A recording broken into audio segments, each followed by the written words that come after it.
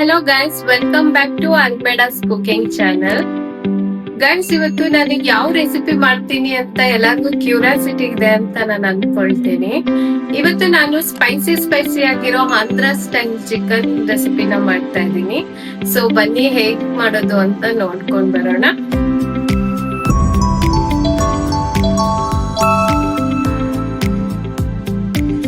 ಈಗ ನಾವು Andhra style chicken ಮಾಡೋದಕ್ಕೆ ಇಷ್ಟು ಪದಾರ್ಥಗಳನ್ನು ತೆಗೆದಿಟ್ಕೊಂಡಿದ್ದೀವಿ. 1 kg ಚಿಕನ್ನ ತೆಗೆದಿಟ್ಕೊಂಡಿದ್ದೀವಿ.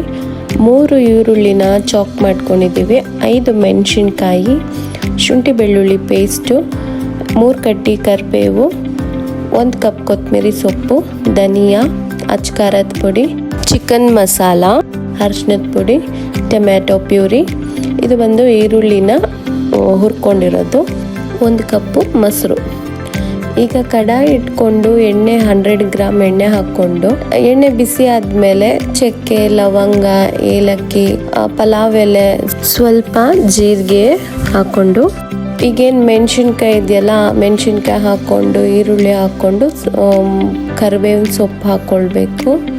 ಇಷ್ಟು ಹಾಕ್ಕೊಂಡು ಸ್ವಲ್ಪ ಫ್ರೈ ಮಾಡಿಕೊಂಡು ಶುಂಠಿ ಬೆಳ್ಳುಳ್ಳಿ ಪೇಸ್ಟ್ ಹಾಕ್ಕೊಳ್ಬೇಕು.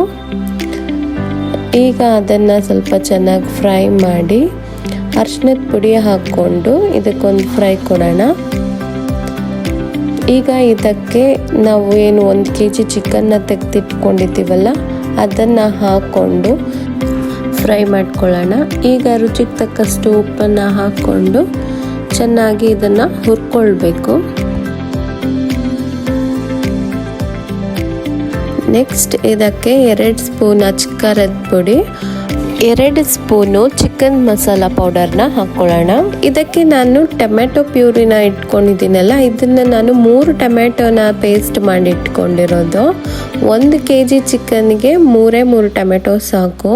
ಇಲ್ಲಿ ನಾನು 5 ಈರುಳ್ಳಿನ ಹುರ್ಕೊಂಡಿದ್ದೀನಿ, ಹಾಗೆ 1 ಕಪ್ ಮೊಸರು, ಇಷ್ಟನ್ನು ಪೇಸ್ಟ್ ಮಾಡಿಕೊಂಡು ಇದಕ್ಕೆ ನಾವು ಆ್ಯಡ್ ಮಾಡೋಣ.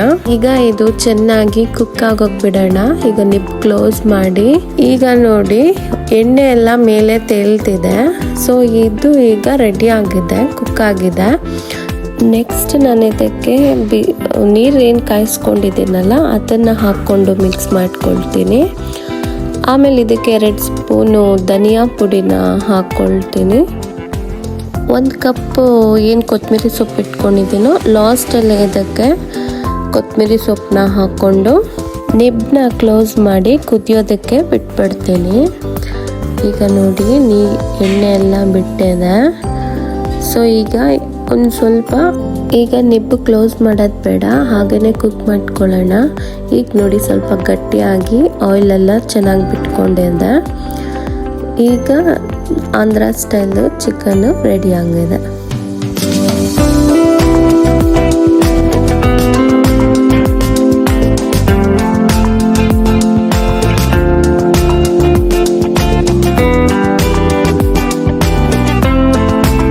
ಈ ರೆಸಿಪಿ ನಮ್ಮನೇಲಿ ಎಲ್ಲರಿಗೂ ತುಂಬಾ ಇಷ್ಟ ಆಗಿದೆ ಅಂಡ್ ತುಂಬಾ ಚೆನ್ನಾಗಿದೆ ಅಂತಾನು ಎಲ್ಲರೂ ಹೇಳಿದ್ರು.